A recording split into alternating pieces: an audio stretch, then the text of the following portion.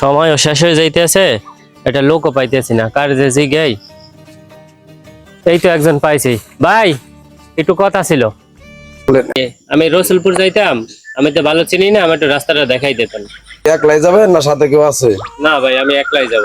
আপনি কি রিক্সায় যাবেন না গাড়ি যাবেন হাইটে যাবেন? না ভাই, অটোতে যাব ভাই।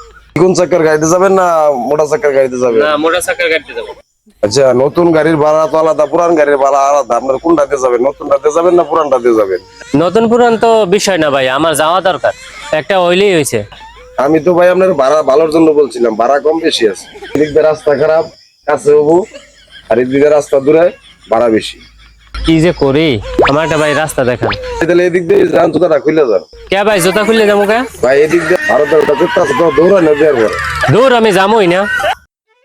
পাখি এসে বলে গেল ফাগুনের হাওয়া কি কৃষ্ণচূড়াও বলে সাজিয়ে দিয়েছি আমার এই মন উঠানে সাজাবে কোন ফাগুনে তাই ভেবে ভেবে আমি ক্লান্ত জীবনে এলো না বসন্ত। কোনটা আইলো কার এই সময়?